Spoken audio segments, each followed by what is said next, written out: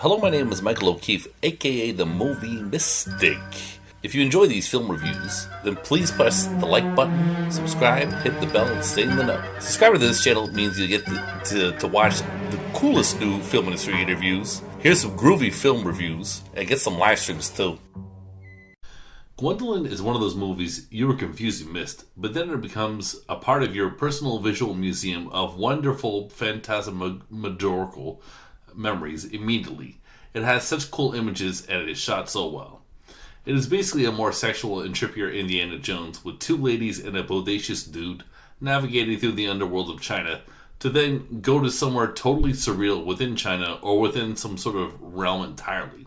So if that sounds appealing, then dive into Gwendoline. There are memorably strange scenes, but I believe they will not repel people who do not like surrealism, since the narrative, while strange, is completely coherent.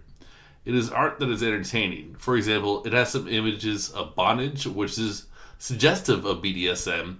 However, it never goes into the deep end with that theme. It is just background. So watch Gwendoline. Funny Man director Brian Trenchard Smith does not disappoint with Turkey Shoot. If what you are looking for is an adolescent romp by the way of Naked Prey or The Most Dangerous Game, with extra doses of violence. The movie had its budget substantially cut early on in production, cutting away with exposition that explains the totalitarian world of 1995 by the way of 1981, and why the cool prison setting makes sense within this world. I happen to think that this exposition does not really matter, and getting thrown into a weird violent movie is good enough for me. It has lots of batshit inspired carnage and somewhat memorable action scenes. While Brian Trenchard Smith's Dead End Drive-In is a better genre movie, and Leprechaun 4 in Space provides more surreal images, Turkey Shoot is a solid enough humorous gore fest which will work for its intended audience and no one else. Killer Crocodile is a funny Jaws riff at this point, since it came out in 1989 and there are so many Jaws ripoffs at this point. It is as much in debt to Piranha or Alligator as it is to its primary source. The crocodile actually does not look horrible compared to the creature in Roger Corman's Up from the Depths or Demon in Paradise. However, the croc's eyes never move, and it has the most absurd destruction in the end that I can possibly imagine. That psychotronic moment of, am I actually watching this in a movie, is the stuff cinema was made for, as is the environmental concerns we see early in the movie that come across only semi-genuinely. I associate Fabrizio De Angelis, the director of this movie, as a producer for the likes of Enzo Castellari or Lucio Fulci.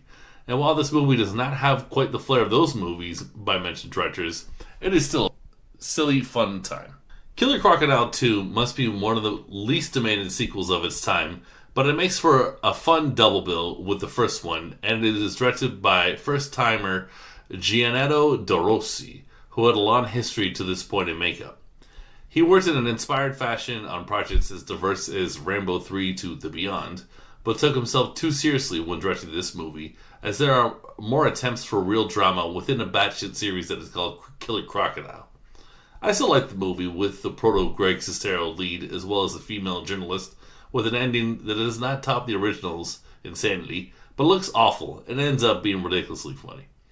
The movie's tone is a little too different, and perhaps if Fabrizio directed this, it would be a bit more consistent, but it is still a crazy fun movie, just in a different way, and works as a double bill. The export from France known as Revenge of the Living Dead Girls is basically a mean erotica or perhaps a horror porn. It was made by porno filmmakers, and it has more porno elements than it is a horror movie. It adds the horror elements for its kink. If Burial Ground is a horror movie dabbling in smut, then I would say this is smut dabbling in horror, because the zombie element in Revenge of the Living Dead Girls has zilch exposition. The zombies are linked to theme and characterization, but that element is not foregrounded. It is merely background filler that comes and goes, adding some cruelty to the kink. And it is not peak cinema like Burial Ground. It is, although, very fun. It is also unfair to compare horror from France to horror from Italy, and the actors in this have that trance element that I like, that comes from a lack of experience of acting usually, but provides the grit necessary for genre fare. Threads is a cool low-budget movie made for the BBC back in the mid-80s, which looks at what life would be in England if Russia dropped a nuclear bomb on the country, which is less alarmist than you might think. At first I thought it would be a Cold War propaganda a la Rocky IV, But it is dramatized well, focusing on the human repercussions of loose bellicose saber rattling for politicians. Their worldview is less consequential. Everything leading up to the catastrophe is well done. It is playing in the background while people's lives go on. Then it is scary to see the bomb drop, and then there is a steady amount of a depressing tone to follow to the end of the movie.